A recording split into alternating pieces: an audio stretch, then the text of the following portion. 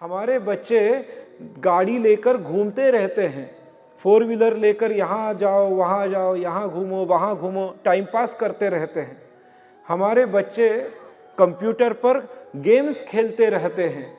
ऐसे हम शिकायत करते हैं, हम ये भूल जाते हैं कि हमने उनको सीधे विमान में बिठा दिया पर नीचे बैलगाड़ी हाँकना नहीं सिखाया है उनको, अर्थात संस्कारित नहीं किया है। हमने उनके ब्रेन की टेक्नोलॉजी से उनको संपन्न नहीं किया है। हमने उनको जीवन की टेक्नोलॉजी नहीं सिखाई है, तभी ऊपरी सभी टेक्नोलॉजी का दुरुपयोग ही होना तय है। इसीलिए मराठी में एक कहावत है, माकडाच्या हातात कोलीत, मतलब बंदर के हाथ में अगर तलवार दे दो तो स्थिति क्या होगी। एक कथा है, अपने पुरखे कहते थे, एक राजा था, उसका एक मित्र था बंदर। उस बंदर और राजा की बड़ी मित्रता थी। राजा का बंदर पर विश्वास था, बंदर का राजा पर विश्वास था, दोनों का आपस में प्रेम था। इतना प्रेम था कि राजा बंदर को अपने ही बिस्तर पे अपने ही साथ सुलाता था, अपने जैसा। एक दिन ये हुआ कि राजा के मुंह पर मक्खी बैठ रही थी। राजा हटा रहा था। बंदर ने देखा कि मेरा मित्र क्या कर रहा है, अरे ये मक्खी उसे तकलीफ दे रही है। ठीक है, तो बंदर के हाथ में राजा का विश्वास था, तो राजा जैसे तलवार लगाकर चलता था, उसका बंदर भी तलवार लगाकर चलता था। अब इस बंदर को बड़ा गुस्सा आया कि ये मक्खी मेरे मित्र को बड़ी सता रही है, इस मक्खी को मैं शासित करूंगा। उसने क्या किया, अपनी तलवार निकाली और राजा गाढ़ी नींद में सोया था। वो मक्खी राजा के नाक पर बैठ गई, इसने तलवार चलाई मक्खी पर। जैसे ही तलवार चलाई, मक्खी तो उड़ गई, राजा की नाक कट गई। राजा चिल्लाता हुआ उठ गया और कहने लगा, अरे ये मेरी नाक किसने काटी। तो बंदर खड़ा होकर कहता है, मुझे क्षमा कर दो मेरे मित्र, मेरे हाथ से गलती से नाक कट गई, मैं तो मक्खी को मारना चाहता था, तुम्हारी नाक नहीं काटना चाहता था। तब राजा के कुलपुरोहित ने कहा, है राजन, हमने आपको पहले ही कह दिया था कि बंदर के हाथ तलवार मत दो। बंदर बंदर होता है, उसके हाथ में तलवार दोगे तो दुरुपयोग ही अधिक होगा, सदुपयोग कम होगा। बंदर का मतलब यह होता है कि अनट्रेन्ड पर्सन, संस्कारहीन पशु है। बंदर पशु है, मनुष्य नहीं है। तो बंदर पर आप संस्कार कर कितने पाओगे। मदारी भी बंदर पर कितने संस्कार कर पाता है, कुछ सीमित संस्कार कर पाता है, उससे अधिक तो संस्कार नहीं कर पाता। सांप को आप कितना भी दूध पिलाओ, उसकी पूंछ पर गलती से पैर पड़ गया तो काटने से बाज नहीं आएगा, वो काटेगा आपको। उसी प्रकार अगर हम टेक्नोलॉजी का एक्सपोजर अपने अभिभावकों को देते हैं, उनको संस्कारित किए बिना देते हैं, तो उसका दुरुपयोग होना तो तय ही है। उसका एक बार दुरुपयोग होना शुरू हो जाए, उसकी लत पड़ जाए, तो वो तो ड्रग के एडिक्शन से भी महाभयंकर चीज है, क्योंकि वो टेक्नोलॉजी है। ड्रग तो आपके शरीर को बाधा पहुंचाती है, ये टेक्नोलॉजी तो आपके शरीर, वाचा, मन, बुद्धि, चित्त, अहंकार तक को ठेस पहुंचाती है। तो इसीलिए इस नई टेक्नोलॉजी के युग में पेरेंट्स का पहला रोल यह होना चाहिए कि बच्चों को टेक्नोलॉजी का एक्सपोजर देने से पहले उनका दिलो दिमाग भारतीय संस्कृति से पूरा भर दे, दिलो दिमाग भारतीय संस्कृति से भर दे। अगर रावण के हाथ में आप धनुष्य बाण दोगे तो दुरुपयोग करेगा, राम जी के हाथ में धनुष्य बाण दोगे तो वो देश को ऊंचाई पर ले जाएंगे। तो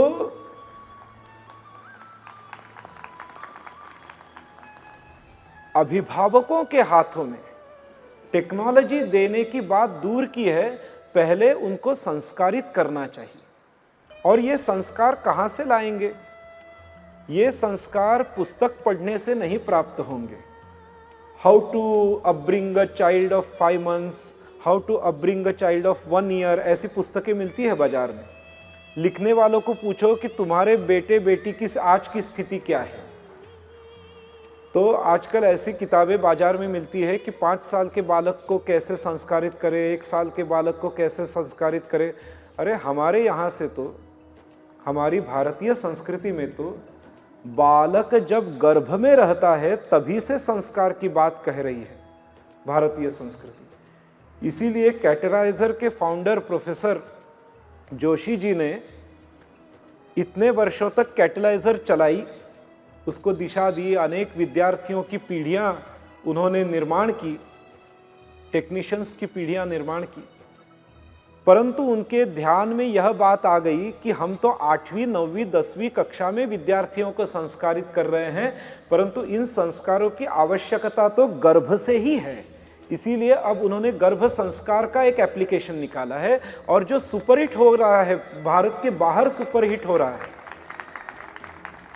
बड़े बड़े शिक्षाविद, बड़े बड़े वैज्ञानिक, बड़े बड़े डॉक्टर इनके गर्भ संस्कार के एप्लीकेशन से प्रभावित हैं, क्योंकि वहाँ के लोग जानते हैं इसका महत्व क्या है, इसका महत्व क्या है। क्योंकि वे लोग उस सैचुरेशन पॉइंट तक पहुँच गए हैं जहाँ उनके बाल बच्चे टेक्नोलॉजी का दुरुपयोग कर रहे हैं, वो उस सैचुरेशन लिमिट पर पहुँचे हैं। इसीलिए उनको यहाँ के अब संस्कारों की बड़ी आवश्यकता महसूस हो रही है।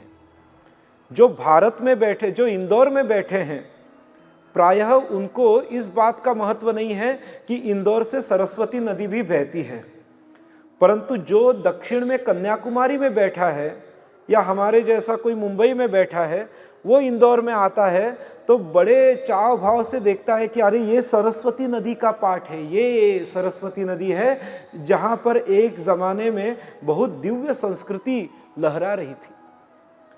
जो इंदौर में बैठे हैं वे शायद ये नहीं जानते या उसका महत्व नहीं लगता कि इंदौर के चिड़ियाघर में क्या रखा हुआ है।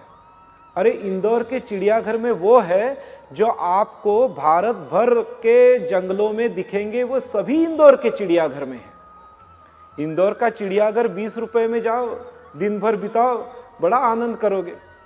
छोटे छोटे हिरन कैसे रहते हैं, मगरमच्छ कैसी रहती है, घड़ियाल कैसी रहती है, शेर कैसे रहता है, बाघ कैसे रहता है, अलग अलग प्रकार के पशु पंछी क्या खाते हैं। आपने देखा होगा गिरगिट इतना सा होता है, इंदौर के चिड़ियाघर में इतना बड़ा गिरगिट रखा हुआ है। देखा है आपने, कितनों ने देखा है इंदौर के इतना बड़ा गिरगिट, रंग बदलता है। पर ऐसे नहीं कि ऐसे जाकर गिरगिट को देखो और निकल जाओ, नहीं, वहाँ पर शांति से 15 मिनट खड़े रहो और फिर देखो। आपके शरीर पर अगर लाल रंग का वस्त्र है, धीरे धीरे वो गिरगिट लाल रंग अपना बना लेता है। आपके शरीर पर हरे रंग का वस्त्र है तो धीरे धीरे वो गिरगिट हरा रंग बना लेता है।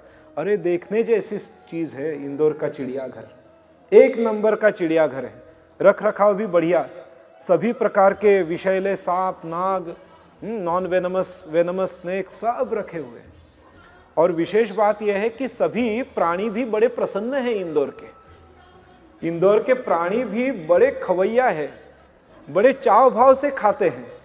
हमने उस दिन देखा वो गिरगिट अपने हाथ में गाजर लेकर खा रहा था। हमने कहा ये तो इंदौरी बन ही गया, बड़े चाव से खा रहा था। इंदौर का म्यूजियम, इंदौर का वस्तु संग्रहालय विशेष है सज्जन। आपने समुद्रगुप्त का नाम सुना होगा, जिसका सिक्का पूरी दुनिया भर में चलता था। समुद्रगुप्त माने इंटरनेशनल करेंसी थी समुद्रगुप्त का सिक्का। आज पूरे दुनिया में कोई इंटरनेशनल करेंसी बची है क्या? कोई कहेगा डॉलर है, पर नहीं, कई नेशन ऐसे हैं जो डॉलर को अब एक्सेप्ट नहीं कर रहे हैं। पाउंड है, नहीं, कई नेशन ऐसे हैं कि जो पाउंड को एक्सेप्ट नहीं कर रहे हैं। परंतु समुद्रगुप्त का सिक्का ऐसा था जो सभी देशों में एक्सेप्ट होता था। वो समुद्रगुप्त का सोने का सिक्का इंदौर के म्यूजियम में है, और कहीं जाकर देखो आपको ढूंढना पड़ेगा, मिला तो मिला, यहाँ डिस्प्ले पर रखा हुआ है। इंदौर के म्यूजियम में 40,000 वर्ष पुरानी मेटल की मूर्ति है शिव जी की, जो सिद्ध करती है कि भारत में 40,000 वर्ष पहले शिव जी थे। शिवजी माने शिवजी की पूजा होती थी 40,000 वर्ष पहले यूरोप में तो बंदर से मनुष्य बन रहा था, ऐसी सोच है लोगों की। आप लोग बायोलॉजी पढ़ते हैं, डार्विन का सिद्धांत पढ़ते हैं। डार्विन के सिद्धांत के अनुसार 40,000 वर्ष पूर्व होमोसेपियंस की कौन सी स्थिति चल रही थी बताइए? होमो इरेक्टस चल रही होगी या और कोई चल रही होगी, मतलब बंदर से एक एक स्टेज है ना, होमो इरेक्टस, होमो सेपियंस, ऐसे ऐसे सब। तो 40,000 वर्ष पहले विज्ञान कहता है मानव था ही नहीं, या था तो था, वो स्टोन एज वाला था। पर वो स्टोन एज जहाँ कहीं हो, अपने भारत में तो उस जमाने में मेटल के शिव जी के मूर्ति की पूजा होती थी। वो 40,000 वर्ष पुरानी शिव की मूर्ति जो पूरे विश्व में द ओल्डेस्ट मेटेलिक आइडल है, वो इंदौर के म्यूजियम में है। हम उसको देखने के लिए जाते हैं, खास जाते हैं उसको देखने के लिए। तो स्थिति ये होती है कि अपने पास जो वस्तु होती है उसका मोल हम नहीं जानते। उसी को आद्य शंकराचार्य महाराज ने कहा है, पश्यन्नपि न पश्यति मूढ़ः, देखते हुए भी हम देखते नहीं। उसी प्रकार की स्थिति हमारे भारतीय संस्कारों की है। हमारे यहाँ पहले से गर्भ संस्कार इत्यादि थे, पर हम उसका महत्व नहीं जानते थे। अब फॉरेनर लोगों को इसकी ज़रूरत महसूस होने लगी कि नहीं नहीं, बच्चे पर संस्कार करना हो तो वो उसके जन्म के बाद 5 साल की आयु के बाद ऐसे नहीं, उसके गर्भ से ही संस्कार शुरू हो जाते हैं। इसीलिए सबसे पहले तो हम विपिन जी का, जोशी सर का अभिनंदन करते हैं कि उन्होंने एक बढ़िया एप्लीकेशन विश्व को दिया है। विश्व को दिया है, इंदौर से पूरे विश्व के लिए यह एप्लीकेशन निकला है। आगे चल करके पूरे विश्व यह जानने लगेगा कि अरे बचपन में पेट से रहने पर ही संस्कार की शुरुआत होती है। तो हमारे भारतीय संस्कार जो है वो बच्चा पैदा होने पर नहीं, बच्चा पैदा होने से पहले ही शुरू हो जाते हैं। तो अभिभावकों को संस्कारित करने से ही उनमें विवेक जागृत होता है। उनमें अगर विवेक जागृत होगा तभी प्राप्त संसाधनों का, प्राप्त तकनीकी का सदुपयोग करना या उचित उपयोग करना ये जान पाएंगे। अन्यथा आप अगर 15 साल का बेटा हो गया और बाद में आप कहोगे कि बेटे मोबाइल पर ज़्यादा देर मत बैठा करो, कंप्यूटर में ज़्यादा गेम खेला मत करो, वो सुनने वाला नहीं है। वो आपको हाँ हाँ कहेगा, परंतु फिर वही काम शुरू कर देगा, वही चीज़ें शुरू कर देगा। तो अब पछताए हो तो क्या, चिड़िया चुग गई खेत, ऐसी स्थिति हमारी नहीं होनी चाहिए। अभी नहीं है ऐसी स्थिति। आज तक बहुत से बालक ऐसे हैं जो माता पिता की आज्ञा को प्रमाण मानते हैं, परंतु आप ये सोचिए कि जब माता पिता ही अपने माता पिता का उपहास करते हैं, जब घर की बहू ही अपने सास का उपहास अपने बेटे के सामने करती है, तो एक दिन ऐसा आता है कि उसका बेटा भी उसका उपहास करना शुरू कर देता है।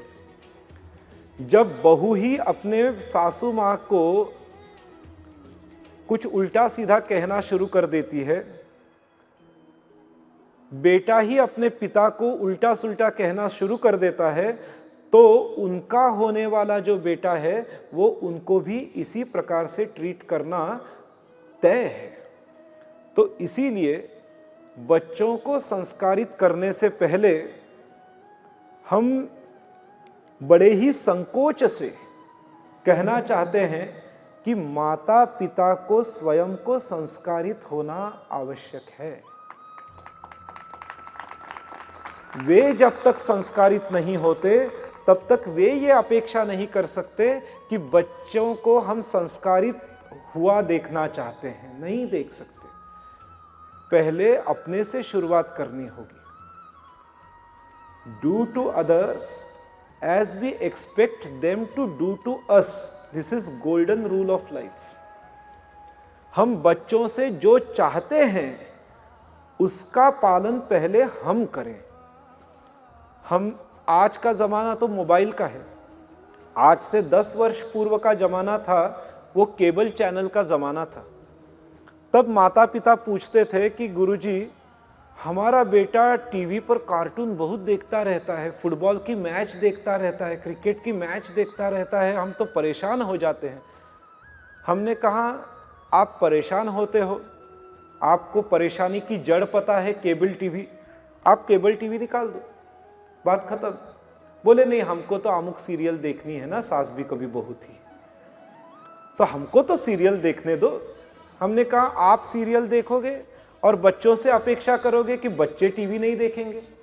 हम अगर उठते ही व्हाट्सएप देख रहे हैं कितनों ने गुड मॉर्निंग किया, और अपेक्षा करेंगे कि मेरा बालक बिल्कुल नहीं, वो तो यूट्यूब पे डिस्कवरी चैनल ही देखता रहे, संभव नहीं है, संभव नहीं है। अपने को बदलना पड़ेगा, शुरुआत अपने से करनी पड़ेगी। आप अपने बच्चों से जो चाह रहे हैं वो पहले आप स्वयं शुरू कर दीजिए। आप चाहते हो कि बच्चे पढ़े, हमने ये प्रयोग किया है, माना हमारे बच्चे नहीं हैं, हम तो ब्रह्मचारी हैं, पर हमारे जो परिचित हैं जो कहते हैं कि हम चाहते हैं कि बच्चे पढ़ाई करें, तो क्या करना चाहिए गुरुजी? हमने कहा आप एक काम कर लो, पहले तो आप ये करो कि बच्चे की टेक्स्ट बुक जो है वो निकाल कर खुद पढ़ना शुरू कर दो, खुद पढ़ना शुरू कर दो। हम और आप अभी तो प्रायः सभी ग्रेजुएट तो हो ही गए हैं, कैसे हुए हम और आप ही जानते हैं, पर हुए हैं जो भी है। कितने सिलेबस के कितने चैप्टर्स को ऑप्शन पे रख दिया आप और हम ही जानते हैं, परंतु हुए हैं हम अब ग्रेजुएट, तो हम पढ़ लिख तो अच्छे सकते हैं। तो अगर हम चाहते हैं कि मेरा बालक पढ़े, तो पहले उसको बताओ कि बेटा जरा तुम्हारी टेक्स्ट बुक तो बताओ हमको, क्या है तुम्हारी टेक्स्ट बुक में। हम चाहते तो हैं बालक पढ़े, पर क्या पढ़े वो, ये हमको पहले पता होना चाहिए। जब माता पिता टेक्स्ट बुक लेकर बैठते हैं और बालक को पूछते हैं बताओ बेटा ये क्या है, ये क्या, कौन सा चैप्टर है, ये क्या है, जब पूछना शुरू कर देते हैं तो बालक भी देखना शुरू कर देता है कि अरे माता लेकर बैठी है अपना पुस्तक, अब वो प्रश्न पूछेगी, रुको माँ मैं थोड़ा पढ़ लेता हूँ, कल तुम्हें बताता हूँ। तो माता ने कहना चाहिए हाँ ठीक है कल बताना, मुझे इसमें बड़ी रुचि है, इसमें ये क्या है, वॉल्केनो का चैप्टर है, वॉल्केनो क्या होता है बेटा बताओ तो मुझे जरा समझाओ तो। बेटा कहेगा नहीं माँ बोर हो रहा है, माँ को ये कहना चाहिए नहीं बेटा देखो मैं बचपन में ये सब पढ़ी थी पर भूल गई है, थोड़ा रिवाइज करना चाहती हूँ, ज्ञान जो होता है ना हमेशा लेते रहना चाहिए बेटा, मुझे बताओ अभी मुझे थोड़ा समय मिल पा रहा है, बचपन में मैं पढ़ नहीं पाई ठीक से या पढ़ी भी तो भूल गई, अब मुझे ये सिखाओ तो ये क्या वॉल्केनो कैसे बनता है बताओ तो मुझे। बस प्रश्न पूछ दो, देखो बेटे बेटियां फटाफट पढ़ने लग जाएगी। हमने ये प्रयोग किया है सज्जन, हमने ये प्रयोग किया। माता पिता पूछते हैं हमारा बेटा आजकल अच्छे परसेंट नहीं लाता, वो जब सेकंड में था तब 90% मिलते थे, अरे सेकंड में तो मिलना ही था, सेकंड में 90% की तुलना आप 8वीं कक्षा के 90% से कैसे कर पाओगे। फिर कहते हैं कि नहीं गुरुजी बात ऐसी है, मेरा बेटा तो बड़ा गुणी है, गुणवान है, टीचर ठीक से नहीं सिखाते, मेरा बेटा तो बढ़िया है। अरे पर जो टीचर ठीक से नहीं सिखाते उसी टीचर की कक्षा में बैठा कोई ना कोई लड़का 90 मार्क्स मिला रहा है, 90 मार्क्स प्राप्त कर रहा है। तो बात टीचर की नहीं है, बात अपने ही बेटे की है। मराठी में एक कहावत है, माझा तो सोनूला दुसऱ्याचं ते कार्ट। मेरा बेटा जो है वो तो सोनूला माने बड़ा लाडला प्यारा बड़ा गुणवान, इसके जैसा गुणवान तो दुनिया में कोई ही नहीं, ऐसा मानते हैं। और दूसरे जो होते हैं वही गलत करते हैं, ये तो सभी की धारणा होती है, होनी भी चाहिए, उसी को तो ममता या माया कहते हैं। तो जब आप अपने अभिभावकों से पूछोगे कि बेटा आज क्लास में कौन सी विद्या सिखाई तुम्हें बताओ, तो कहेगा नहीं हमको तो अभी डिफरेंशियल इक्वेशन सिखा रहे हैं, नहीं तो हमको अभी आज फ्रैक्शंस सिखाएं, या आज हमको HCF LCM सिखाया, या आज हमको क्वाड्रेटिक इक्वेशंस सिखाए। तो माता पिता का कर्तव्य होता है कि आज सिखाए ना, याद रखो शब्द को कि क्वाड्रेटिक इक्वेशन सिखाए। एक सप्ताह बाद पूछना बेटा वो क्वाड्रेटिक इक्वेशन तुम बता रहे थे क्या होता है बताओ तो मुझे, थोड़ा बड़ी रुचि है मुझे। भले आपको समझे ना समझे, उसको बोलने के लिए प्रोत्साहित करो। उसको बताओ, एक कागज कलम लेके थोड़ा बताओ मुझे ये क्वाड्रेटिक इक्वेशन क्या होता है। उससे क्या होगा, 4 दिन पहले बेटा जो क्वाड्रेटिक इक्वेशन पढ़ा है उसका रिवीजन अपने आप हो जाएगा और उसे पता चलेगा कि माता पिता अगर रुचि ले रहे हैं तो इसका मतलब इस विज्ञान में, इस ज्ञान में कुछ ना कुछ महत्ता है, तो वो पढ़ना शुरू कर देगा। हमने ये प्रयोग किया है जोशी जी, और जिन्होंने ये प्रयोग अपने घर में चलाया है उनके अभिभावकों के अंक कम से कम 25% बढ़ गए हैं। सभी के 25% बढ़ गए, 15% भी नहीं, 25% अंक बढ़ गए। उनको केवल जब इतना पता चला कि हमारी पढ़ाई लिखाई पर माता पिता का ध्यान है, बस जब उनको ये पता चला तब से उनके अंक 25% बढ़ गए। तो एक छोटा सा ये एक्सपेरिमेंट आप भी अपने घर में करके देखिए और आप हमको ये फीडबैक दीजिए कि आपके अभिभावक के कितने अंक बढ़े। उसके साथ थोड़ा समय बिताइए, 10 मिनट 15 मिनट दिन भर में समय बिताइए। अगर बड़े भाई बहन हैं तो वे अपने छोटे भाई बहनों के साथ इसी प्रकार थोड़ा दिन में 10-15 मिनट समय बितावे। अब छोटे भाई बहन नटखट हो तो भी उनको बिठाइए, बोले नटखटपन बाद में करना, पहले हमको बताना ये क्या, तुम क्या पढ़े हो, मुझे रुचि है। आपको रुचि हो या न हो, रुचि है ऐसा दिखाओ तो सही। वचने किम दरिद्रता, बताओ उनको रुचि है करके। धीरे धीरे धीरे धीरे बच्चे पढ़ने लग जाएंगे। अब माता पिता को आजकल टेंशन आता है कि बच्चे मोबाइल पर बैठे हैं, क्या कर रहे हैं मोबाइल पर, बताओ बेटा तुम्हारा मोबाइल बताओ मुझे। बेटा कहता ना माँ मोबाइल नहीं बताऊंगा, तब समझ जाना वो सयाना हो गया है। जब बेटा कहता है मोबाइल नहीं दिखाऊंगा तो समझना सयाना हो गया है। अगर उसका मोबाइल आपको देखना है तो पहले आपका मोबाइल उसके हाथ में देना शुरू कर दो। नहीं तो माता पिता भी कहेंगे मेरा मोबाइल मत देखना, बच्चे कहेंगे मेरा मोबाइल देखना, तो बंटा ढार कुल का है कि नहीं।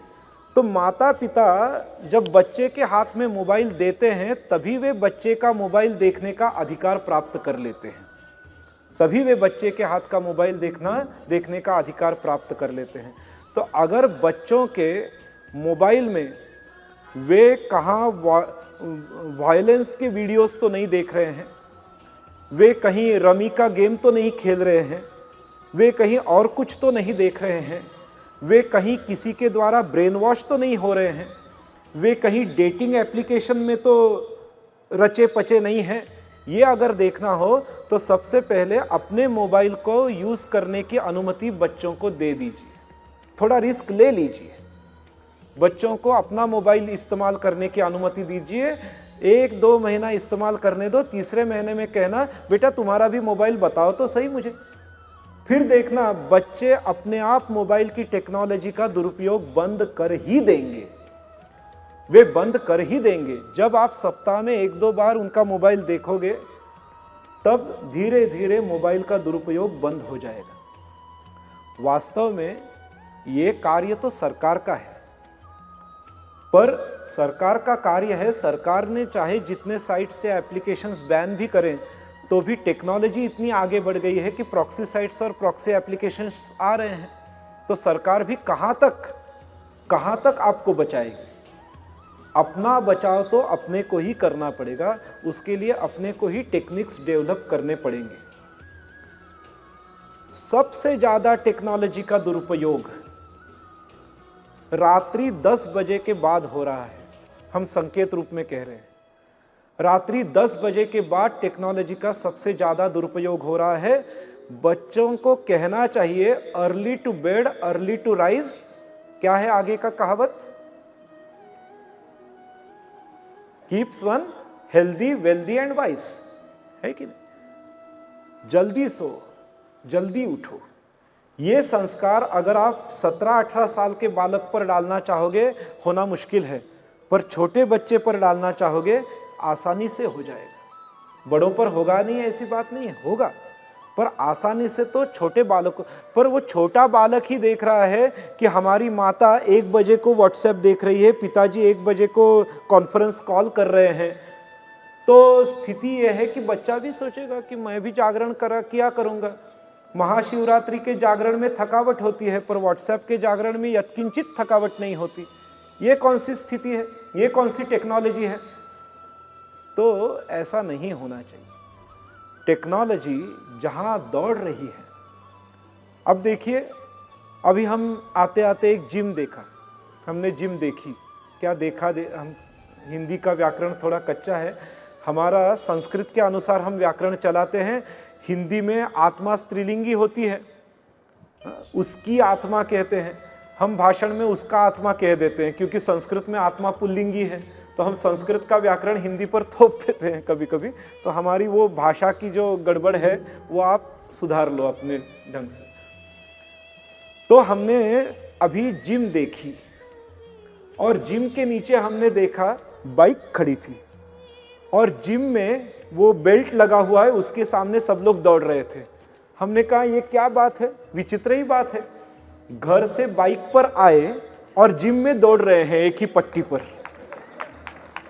हमने कहा ये तो दोनों टेक्नोलॉजी का दुरुपयोग है, मतलब बाइक का भी दुरुपयोग है और वो बेल्ट का भी दुरुपयोग है कि नहीं? अरे अगर जिम में दौड़ना ही है तो घर से जिम तक दौड़कर आ जाओ, काम हो गया। ये नहीं हो रहा है, हमें पता नहीं चल रहा है ये कहाँ दुनिया भाग रही है, कहाँ दुनिया भाग रही है। हमारे गुरुदेव के गुरुदेव धर्म सम्राट करपात्री जी महाराज, कई पुराने लोगों ने नाम सुना ही होगा, वे कहा करते थे, लोग कह रहे हैं दुनिया आगे जा रही है, आगे बढ़ रही है, पर लोग ये नहीं जानते कि आगे कीचड़ कितना है, आगे कीचड़ कितना है। तो ये कीचड़ है सज्जनों। बाइक से जाओ और जिम में भागते रहो, बाइक से जाओ और जिम में भागते रहो। अब जिम में जाते हैं क्यों? फैट बर्न करने के लिए। फैट बर्न करने के लिए माने पसीना निकले इसलिए जिम में जाते हैं, और वो जिम ही एसी बनाकर बैठे हैं। एसी जिम में आप पसीना बहा रहे हो, ये क्या विरोधाभास है। जिम में जाते हैं और नीचे बैठकर पैर ऊपर मस्तक नीचे, ये सब एक्सरसाइज कर रहे हैं।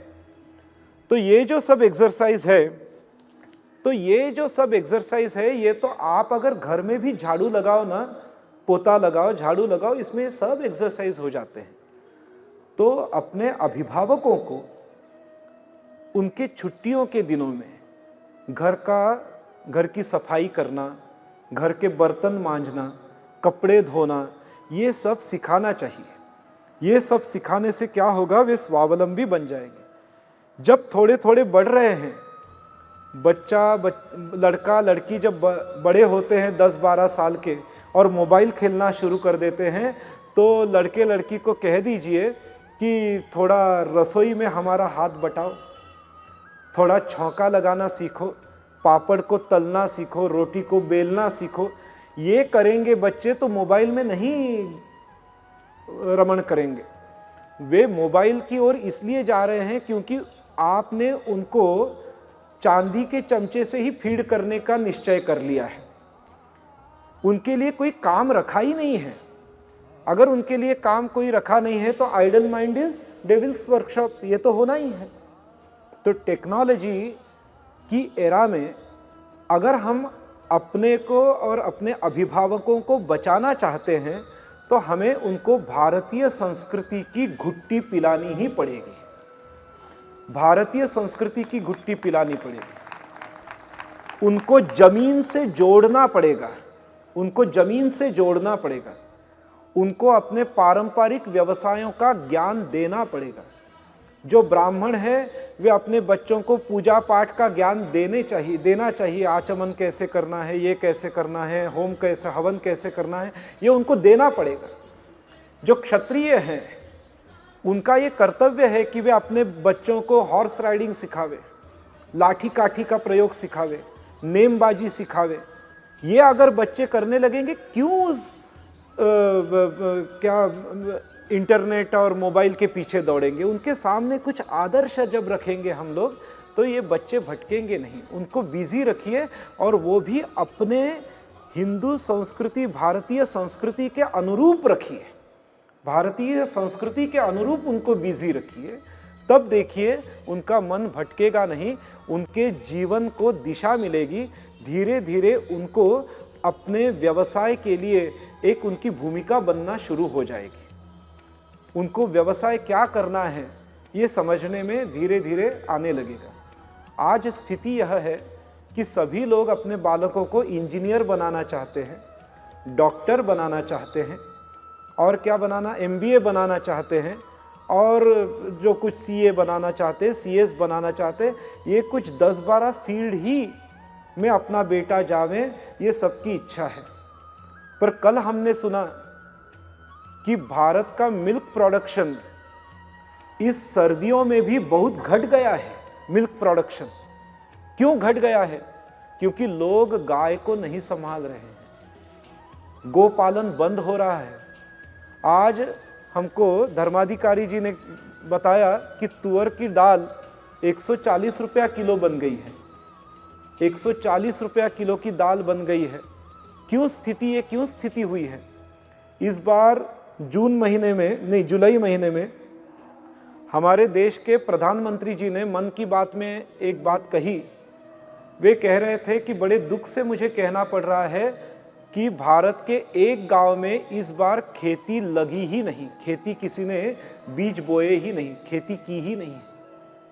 प्रधानमंत्री जी दुख से कह रहे थे कि इस वर्ष एक गांव में खेती नहीं हुई। मुझे यह डर है कि आने वाले साल में 10 गांवों में नहीं होगी, उसके आने वाले साल में 100 गांवों में खेती नहीं होगी। एक ज़माना सज्जनों ऐसा था कि जब हम कैट में आते थे मुंबई से, तो कैट में आते समय इस मौसम में हर जगह पर, जैसे ही मैं मध्य प्रदेश में एंटर करता था रतलाम आदि में, तब हर जगह पर खेती का अंतिम चरण मुझे दिखाई देता था। आज जब मैं मुंबई से इंदौर आता हूँ तो मुझे दिखता है कि बहुत सारी खेती खाली पड़ी है, करने वाला कोई नहीं है।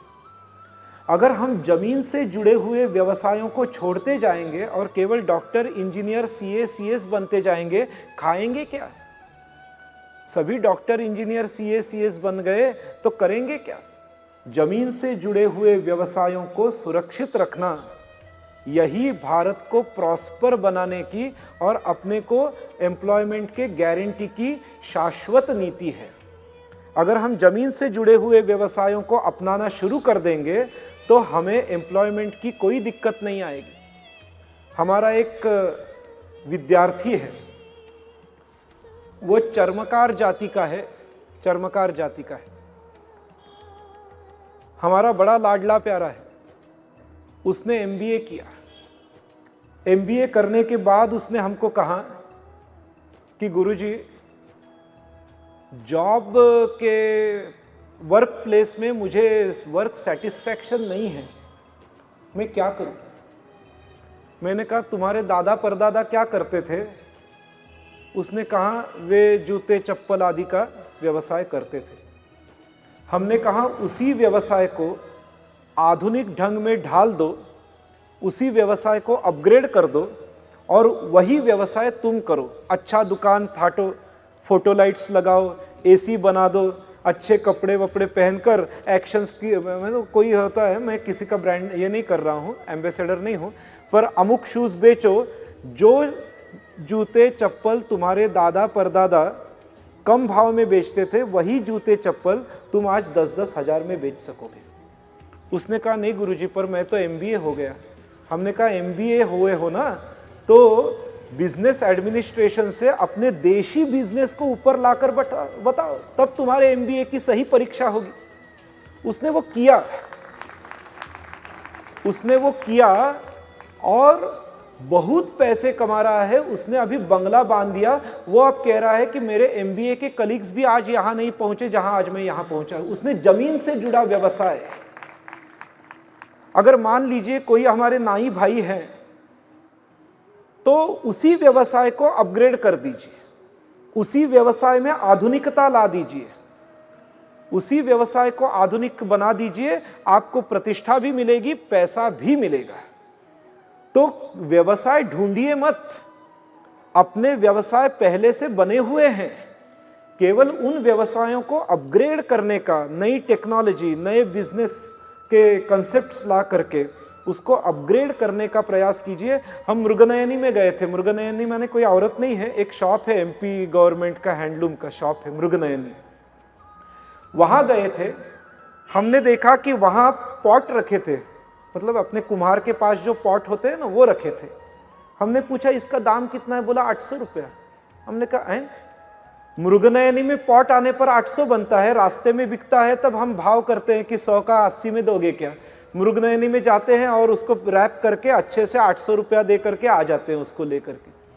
तब हमने सोचा देखो व्यवसाय वही पुराना है, एसी बना दिया, फोटो लाइट लगा दिए, उसके ऊपर स्टिकर लगा दिया, एक लेबल लगा दिया, ऊपर से हॉलोग्राम चिपका दिया, 80 रुपए का माल 800 में बेच सकते हो, कोई पूछेगा नहीं आपको इतना महंगा क्यों है। तो अपने जमीन से जुड़े हुए व्यवसायों को अगर हम अपग्रेड करते हैं टेक्नोलॉजी का इस्तेमाल करते हुए, अपने बच्चों को वो दृष्टिकोण अगर देते हैं कि भाई टेक्नोलॉजी पर हमको राइड होना है, technology should not ride upon us, तो ये अगर हम देते हैं तो हम टेक्नोलॉजी का सही मायने में अपनी उन्नति के लिए, अपने जमीनी व्यवसायों को बचाने के लिए और अपने देश की अर्थव्यवस्था को सुधारने के लिए एक बड़ा योगदान दे जाएंगे। ठंड बढ़ रही है, हवा चल रही है, हमें पता है सबके भोजन की भी वेला आ गई है, तो इसीलिए हम अभी अपने वक्तव्य को यहाँ विराम देते हैं। और अगर आपसे कोई जिज्ञासा है आपकी ओर से तो पूछ सकते हैं, हम अभी वक्तव्य को यहाँ विराम देते हैं। हर नमः पार्वती पतये।